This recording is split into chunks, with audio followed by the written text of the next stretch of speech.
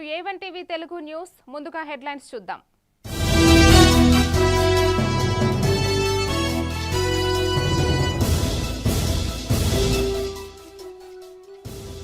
చిలకలూరుపేటలో ఘనంగా Har Ghar Tiranga cycle rally. ప్రతి ఇంటిపై జాతీయ జెండా ఎగరవేయాలన్న ఎమ్మెల్యే ప్రత్తిపాటి.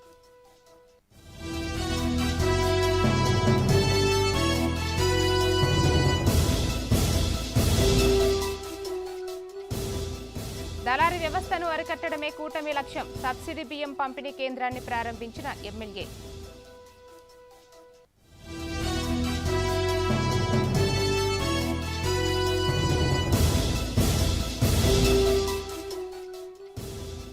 స్వయం సహాయక సంఘాల మహిళలకు ఉచిత ఆరోగ్య పరీక్షలు. ఆలేరులో కార్యక్రమాన్ని ప్రారంభించిన ఎమ్మెల్యే బీర్ల ఐలయ్య.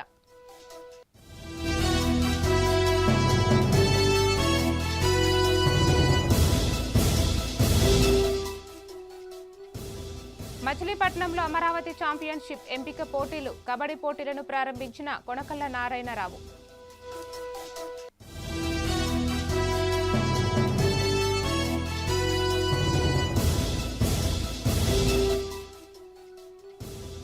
ఘనంగా నేతన్న భరోసా కార్యక్రమం. సీఎం చంద్రబాబు చిత్రపటానికి పాలాభిషేకం.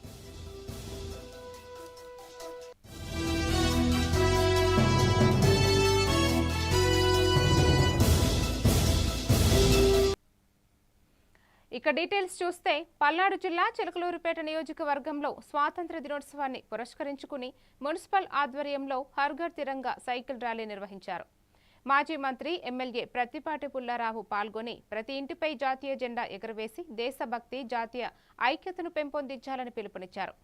దేశాభివృద్ధిలో ప్రతి పౌరుడు భాగస్వామి కావాలని, స్వాతంత్ర సమర యోధుల త్యాగాలను స్మరించుకోవాలని ఆయన అన్నారు.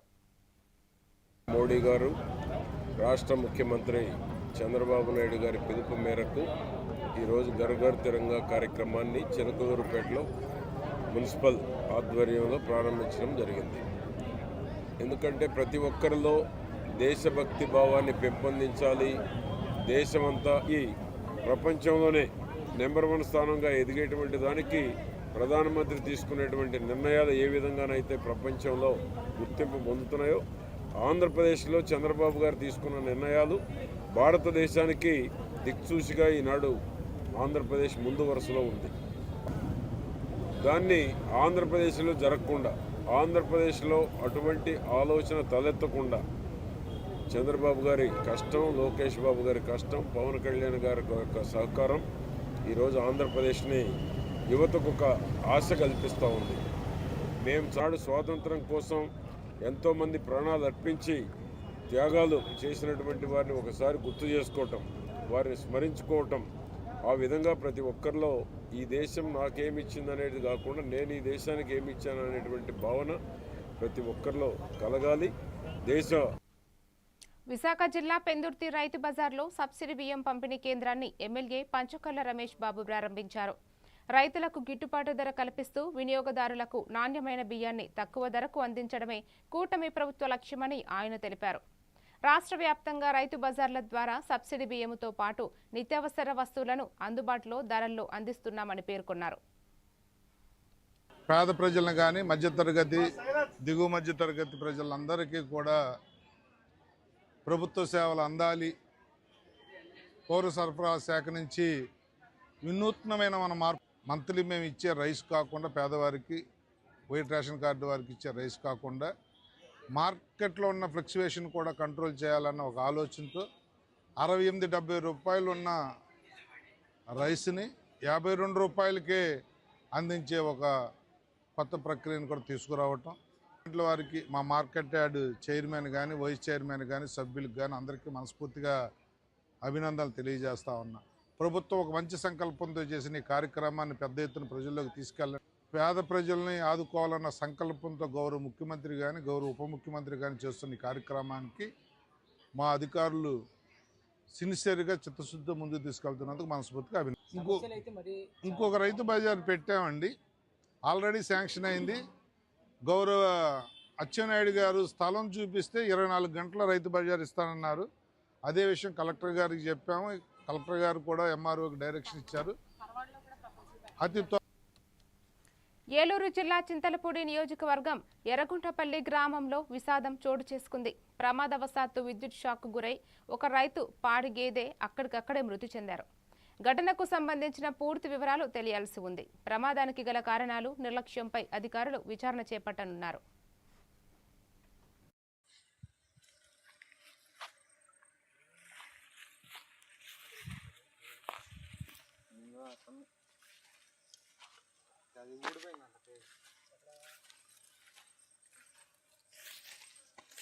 ఇక్కడే కట్ అయింది.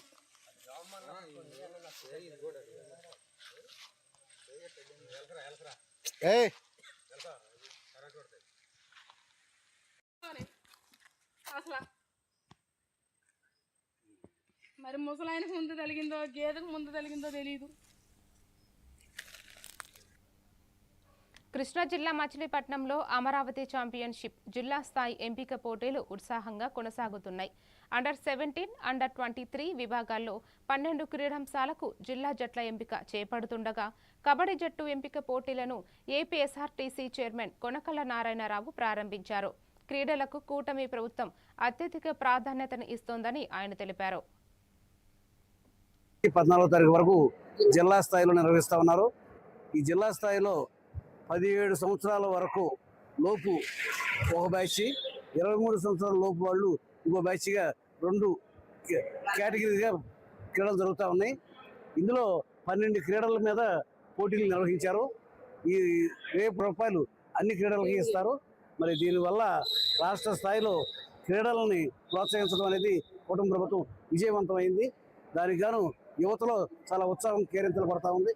ఈ కార్యక్రమంలో పాల్గొన్నటువంటి కృష్ణా జిల్లా క్రీడా శాఖ అధికారి ఝాన్సీ లక్ష్మి గారు, అలాగే ఆంధ్రప్రదేశ్ ఉన్నత శిఖరాలు అధిరోహించాలని మన ముఖ్యమంత్రి చంద్రబాబు నాయుడు గారి కళ. దానిలో భాగంగానే మనం పాతగా చూసాము. ఉమ్మడి ఆంధ్రప్రదేశ్ ఉన్నప్పుడు గచ్చిబౌలిగా నిర్ణయించారు. అలాగే ఇండివిజువల్ గేమ్స్ కి ప్రతి ఇండివిజువల్ గేమ్ కి 20,000 ఫస్ట్ ప్రైజ్, సెకండ్ ప్రైజ్ 15,000 అట్లా గెలిచిన ప్రతి పిల్లవాడికి కూడా బహుమతులు అందజేయడం జరుగుతుంది. ఆ రోజు మన ముఖ్యమంత్రి వర్యులు వస్తారు, స్పోర్ట్స్ మినిస్టర్స్ వస్తారు, అలాగే ఎడ్యుకేషన్ మహామహులు అయినటువంటి క్రీడాకారులందరూ కూడా అక్కడ గ్యాదర్ అవుతారు.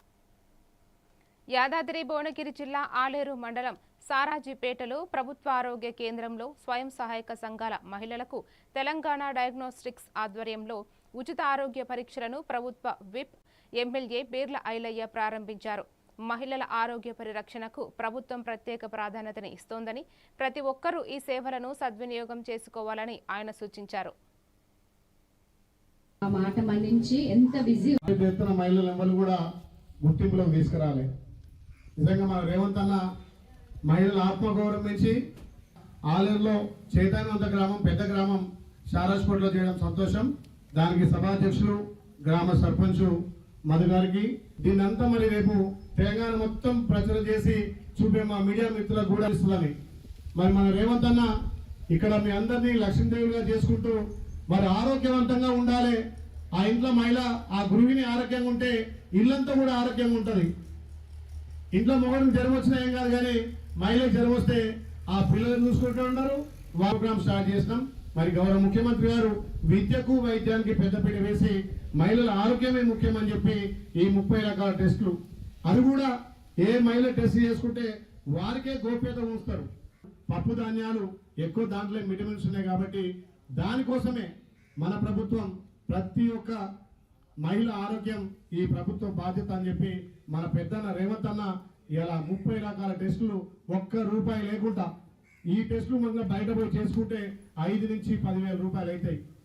ఒక్కరు కూడా ₹1 తీసుకోకుండా మీకు అందుబాటులో విజయనగరం జిల్లా బొబ్బిలిలో అఖిల భారత విద్యార్థి సమాఖ్య 91వ ఆవిర్భావ దినోత్సవాన్ని ఘనంగా నిర్వహించారు. జెండా ఆవిష్కరణ అనంతరం నాయకులు మాట్లాడుతూ విద్యార్థుల హక్కులు, నాణ్యమైన విద్య, ఫీజు రియంబర్స్మెంట్, స్కాలర్షిప్లు, హాస్టల్ సౌకర్యాల కోసం ఏఐఎస్ఎఫ్ నిరంతరం పోరాడుతోందని పేర్కొన్నారు. ఈ కార్యక్రమంలో పార్టీ నాయకులు, విద్యార్థులు పెద్ద సంఖ్యలో పాల్గొన్నారు.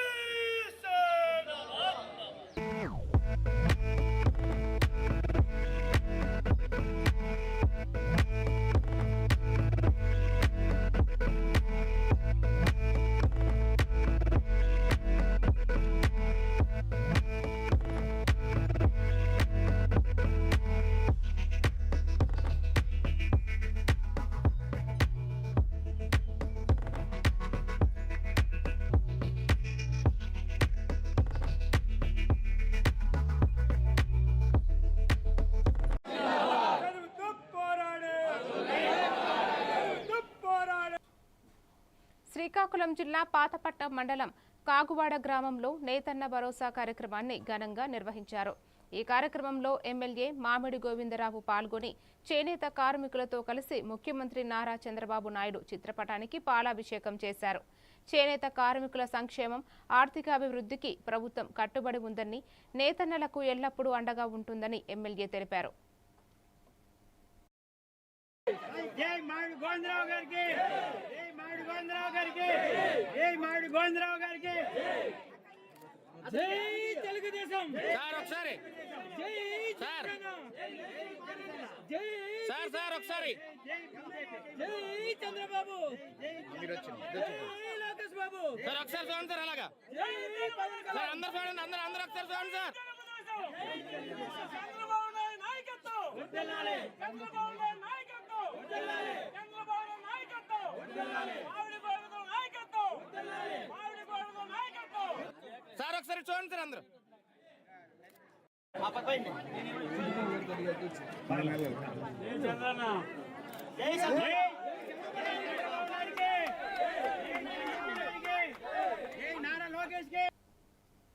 శ్రీకాకుళం జిల్లా పాతపట్నం మండలం కాగువాడ గ్రామంలో నిర్వహించిన ఇంటింటికి కూటమి ప్రభుత్వం 2 ఏళ్ల నమ్మకం కార్యక్రమంలో ఎమ్మెల్యే మామిడి గోవిందరావు పాల్గొన్నారు. ఇంటింటికి వెళ్లి ప్రభుత్వం అమలు చేసిన సంక్షేమ పథకాలు, అభివృద్ధి కార్యక్రమాలను ప్రజలకు వివరించారు. ప్రజల సంక్షేమం, గ్రామీణాభివృద్ధికి ప్రభుత్వం కట్టుబడి ఉందని ఎమ్మెల్యే తెలిపారు.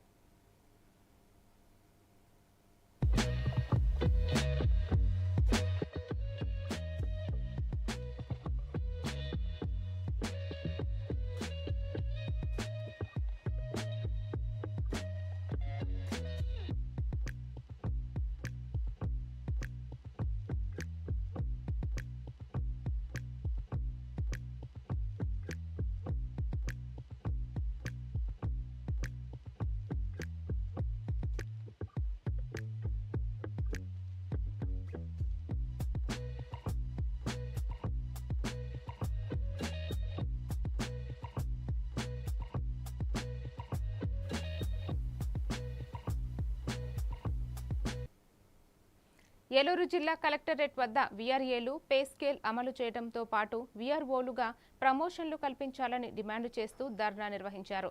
కూటమి ప్రభుత్వం ఏర్పడిన తర్వాత కూడా తమ సమస్యలు పరిష్కారం కాలేదని ఆవేదన వ్యక్తం చేసిన వారు వెంటనే ప్రభుత్వం స్పందించాలని కోరారు.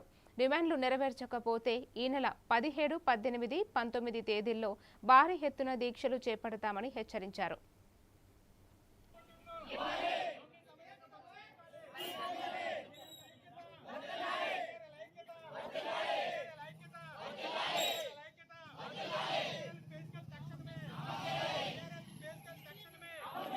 ఈ ప్రభుత్వం 2 సంవత్సరాల 4 నెలల నుండి ఇచ్చి మాకు ఇప్పటికి కూడా మా జీతం 11,000 రూపాయలు మాత్రమే. రోజుకి 345 రూపాయలు. ఇప్పుడు అధికారంలో వచ్చిన కూటమి ప్రభుత్వం కూడా వీఆర్ఏలు న్యాయం చేస్తానని హామీ ఇచ్చింది. మా యొక్క ప్రధాన సమస్య ఏంటంటే, ఒకటి వేతన సమస్య. అంటే మేము 10,500 రూపాయలతో చాలీచాలన జీతాలతో చాలా బాధలు పడుతున్నాం. ఈ రోజు పెరిగిన నిత్యావసర ధరలు మీకు అందరికీ తెలుసు. ఈ రోజు ఒక వీఆర్ఏ కుటుంబం 10,500 ఎలా బతకాలో ఒక ప్రభుత్వం ఆలోచించాలి. ఆంధ్రప్రదేశ్లో చూసుకుంటే చాలా వరకు వీఆర్ఓ గ్రేడ్ ఖాళీలు చాలా ఉన్నాయి, అర్హులైన వీఆర్ఏలు ఉన్నారు. మా యొక్క ప్రధాన సమస్య, ప్రధాన డిమాండ్ ఏంటంటే, ఫస్ట్ వేతనాలు ఇవ్వాలి, కనీస వేతనం అమలు చేయాలి. అలాగే రెండోది ప్రమోషన్లు. అర్హులైన వీఆర్ఏలకు 408 జీవో ప్రకారం వీఆర్ఓలు 1 టైం సెటిల్మెంట్గా, అంటే మేము 10 సంవత్సరాల నుంచి ప్రమోషన్ ఏం లేదు కాబట్టి మాకు రెగ్యులర్ కోటా 30% ఉంది.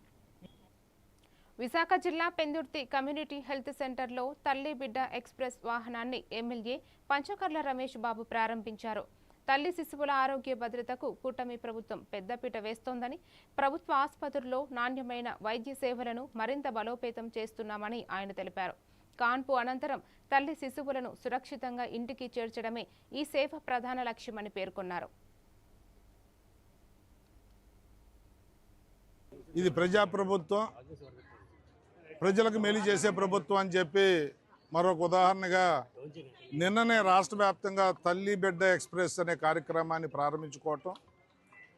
ప్రతి గవర్నమెంట్ హాస్పిటల్కి కూడా మేము చెప్పాం, నాణ్యమైన విద్య, నాణ్యమైన వైద్యం మా ప్రయారిటీస్ అని. దానిలో భాగంగానే విద్యాశాఖ మంత్రి లోకేష్ గారి విద్య పట్ల, ఆరోగ్య శాఖ మంత్రి గారు ఆరోగ్యం పట్ల ఎంత శ్రద్ధతో పనిచేస్తున్నారో, ముఖ్యమంత్రి గారు, డిప్యూటీ ముఖ్యమంత్రి గారు క్లోజ్ మానిటరింగ్లో బ్రహ్మాండంగా ఈ కార్యక్రమాలు జరుగుతూ ఉన్నాయి. మనస్ఫూర్తిగా వారికి ధన్యవాదాలు తెలియజేస్తా ఉన్నా. ప్రజల్లో బాగోగులు చూసుకునే ఇంటి పెద్ద దిక్కులాగా ఈ ప్రభుత్వం ముందు మా డాక్టర్ల ద్వారా అందుతూ ఉంది. నేను కూడా చాలా ప్రౌడ్గా, గర్వంగా ఫీల్ అవుతూ ఉన్నాను.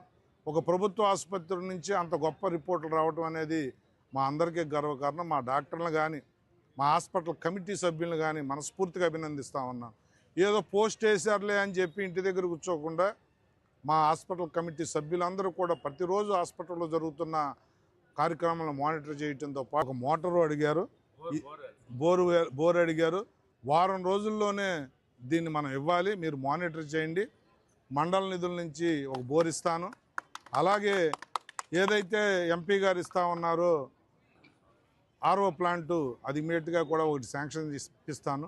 ఈ రెండు కూడా చేస్తానని చెప్పి మా డాక్టర్లు మాటిస్తూ అనునిత్యం మీరు, ఎందుకంటే డాక్టర్ని దేవుళ్ళ కొలుస్తారు, ఆ పేరుని. ఏలూరులో మీడియాతో మాట్లాడిన ఏపీఎస్ఆర్టీఎస్ జోన్ 2 చైర్మన్, జనసేన నాయకుడు రెడ్డి అప్పలనాయుడు వైసీపీ అధినేత వైఎస్ జగన్పై తీవ్ర విమర్శలు చేశారు.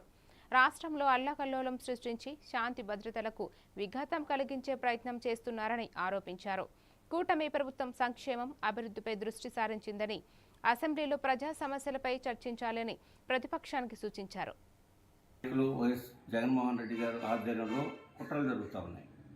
నేనేమంటానంటే, అసెంబ్లీ సాక్షిగా ఈ రోజున ప్రజలు మిమ్మల్ని, ప్రజల పక్షాన్ని, మీ గళాన్ని అసెంబ్లీలో వినిపించాలని, అసెంబ్లీలో మాట్లాడాలని, ప్రజల పక్షాన్ని మాట్లాడాలని, ప్రభుత్వాన్ని నిలదీయాలని మీకు ఇచ్చినటువంటి 11 సీట్లు, ఆ 11 సీట్లు కూడా ఎమ్మెల్యేలు అసెంబ్లీకి వెళ్ళి జీతభత్యాలు తీసుకుంటకూడదు, ప్రజలకి సంక్షేమం కానీ అభివృద్ధి కానీ అందకూడదు, పోలీసు వ్యవస్థ ఎక్కడికక్కడే స్తబ్దించిపోవాలి, పోలీసు వ్యవస్థ తమ యొక్క డ్యూటీలని, తమ యొక్క వృత్తిని నిర్వహించకుండా వీళ్ళకి కాపలాదారులుగా వీళ్ళ చుట్టూ తిరిగే విధంగా సృష్టించాలి, మడ్రలు సృష్టించాలి, అత్యాచారాలు ప్రేరేపించాలి, ప్రజల్ని రెచ్చగొట్టాలి, ఈ సమాజాన్ని నాశనం చేయాలి, యువకుల యొక్క జీవితాలను నాశనం చేయాలి అనేటువంటి ఆలోచనతో ఈ రోజున ప్రతిపక్ష పార్టీ జగన్మోహన్ రెడ్డి గారు, ప్రతిపక్షం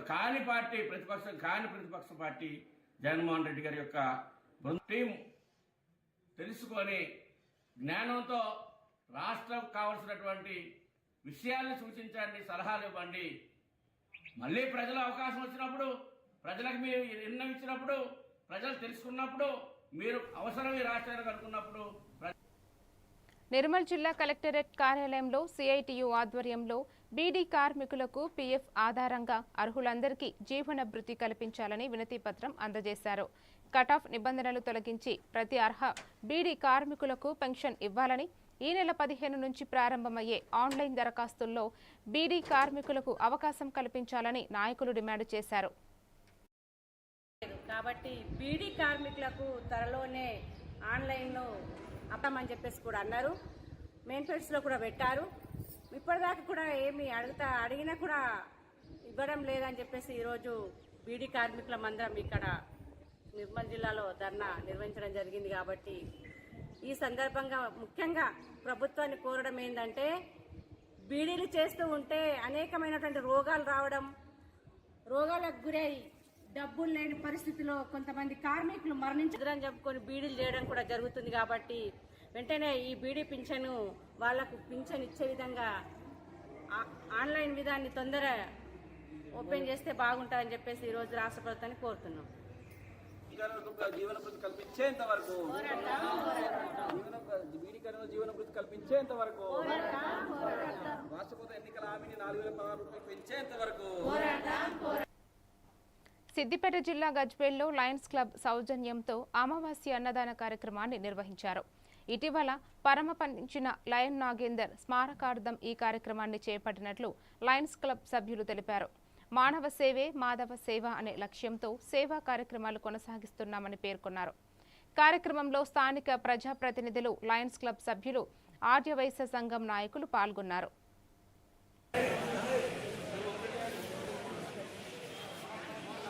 అమర్ నాగేందర్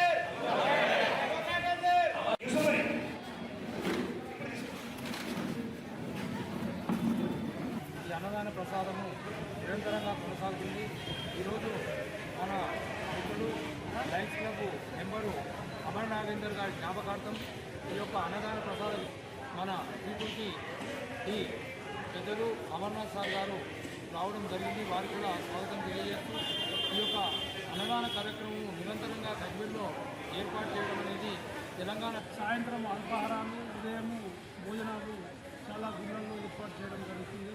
అందులో భాగంగా మా గజ్వేల్ ఆర్యవేశ పెద్దలు ఎన్సీ రాజమోహన్ గారు, ఉప్పల మెట్టయ్య గారు, దీక్షపతి గారు, రేపుల సత్యనారాయణ గారు, రుక్మయ్య గారు మా అందరు కలిసి అమావాస్య రోజు అన్నదానం గజ్వేల్ వచ్చి ఇక్కడ ఈరోజు మేము 80వ నెల అమావాస్య అన్నదానం ఏర్పాటు చేయడం, మమ్మల్ని చూసి తెలంగాణ రాష్ట్రంలోనే ప్రతి ఒక్క ఏరియాలో సిద్దిపేట కానీ, కొండపాక కానీ, భువనగిరి కానీ, జగ్గేపూర్ కానీ, తూప్రాన్ కానీ, నర్పూర్ కానీ, నాచారం కానీ, దౌలతాబాద్ కానీ చాలా ఏరియాలలో మమ్మల్ని చూసి కూడా వాళ్ళు ఏర్పాటు చేయడం జరుగుతుంది.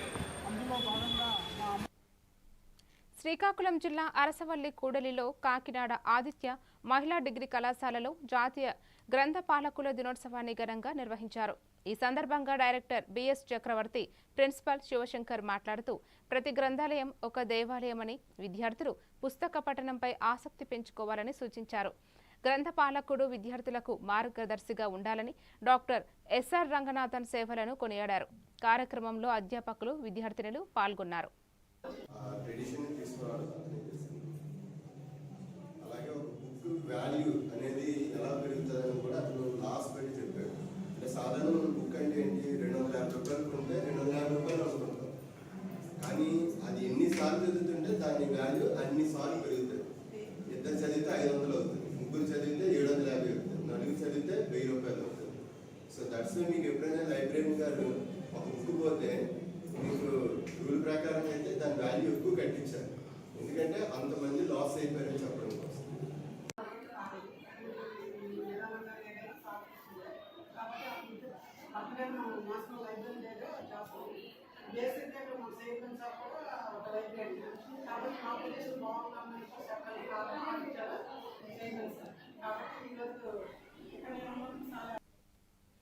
విజయనగరం జిల్లా వంగర మండలం మగ్గూరు గ్రామ సమీపంలోని నది ఒడ్డున అక్రమంగా ఇసుక తవ్వకాలు జరుగుతున్నాయని గ్రామస్తులు ఆరోపించారు. అధికారులు, నాయకుల కనుసన్నంలోనే రాత్రింబవళ్లు భారీ వాహనాలతో ఇసుక తరలిస్తున్నారని, దీంతో గ్రామ రహదారులు దెబ్బతినడంతో పాటు ఇళ్లకు బీటలు పడుతున్నాయని ఆవేదన వ్యక్తం చేశారు. దుమ్ము ధూళి వల్ల ప్రజల ఆరోగ్యం కూడా దెబ్బతింటోందని పేర్కొంటూ అక్రమ ఇసుక దోపిడీని అరికట్టి గ్రామాన్ని కాపాడాలని సంబంధిత అధికారులను గ్రామస్తులు కోరారు. అక్కడ దుమ్ము ధూళి అనే పరిస్థితుల్లో అధికారం లేకుండా ఇటువంటి పత్రాలు చూపించకుండా గ్రామస్తులకి అనేకమైనటువంటి అక్కడ దుమ్ము ధూళి అనే పరిస్థితుల్లోని అనేకమైన అనారోగ్యాలకు గురి చేస్తూ ఎంతో ప్రయాసపడుతున్నారు. ఈ సంబంధించిన అధికారులు చెప్తే వాళ్ళే వెన్నుదండలుగా ఉండి ఇసుక పెరిగిస్తున్నారని చెప్పి గ్రామస్తులు తెలియజేస్తున్నారు. వంగర మండలం, విజయనగరం జిల్లా, మగ్గూరు గ్రామం నుంచి భాస్కర్ రిపోర్ట్. మీ ప్రధాన సమస్య ఏంటి కూడా? మా ప్రధాన సమస్య తీసుకున్న తల్లికి లారీలు, పెద్ద లారీలు తెచ్చి పెరగడం వల్ల డ్రైనేజీలు కూలిపోయి రోడ్డు పాడైపోయి రాత్రింబోళ్ళు పెరుక్కుంటారు. రాత్రింబోళ్ళు నిద్రలు ఉండవు. మధ్యన ముసలి అవతల కిందకి వెళ్ళలేకపోతున్నాం. కాబట్టి ఇన్ని ఇబ్బందులతో బాధపడుతున్నాం. కాబట్టి ప్రభుత్వం వారు మమ్మల్ని దయదలిసి ఎంఆర్ఓ గారు ఇక్కడికి ఓని దీనికి ఇచ్చారు సార్. అసలు ఏరు కూడా బిజువాడు సార్. దానికి ఈ ఓనిదని కావచ్చు వీళ్ళందరూ కుమ్మక్కయ్యి మానాట అనాథ ప్రజల్ని కొల్లగొట్టి చంపడానికి ఇవన్నీ ప్రయత్నిస్తుంది సార్. అది ఆయన అక్కడి నుండి వచ్చి ఎస్సీ గారు మీరు అగ్గకపోతే మళ్ళీ భూచెత్తమని చెప్పించినప్పుడు మేము ఏ అధికారులకు మేము ఇక్కడ తెలియపరచుకోవాలి. ఈనాట పేపర్ రోడ్కి మీడియా వాళ్ళకే మేము తెలియపరచుకోవాలి తప్ప అధికారులు ఆల్పక్క అయిపోతుంది. వాళ్ళకి డబ్బు ఉంది, మాకేం లేదు. డబ్బుకు లోపడిపోయి వాళ్ళందరూ చేస్తారు. అయ్యా అది అలాగూ రోడ్డు వేసి పోయింది అంటారు. మీరు ఎందుకంటే మనం అడగలేదు, వాళ్ళకి సపోర్ట్ చేస్తుంది ఎస్సీ. మరిన్ని డీటెయిల్స్తో మళ్ళీ కలుద్దాం. Stay tuned to A1 TV Telugu news.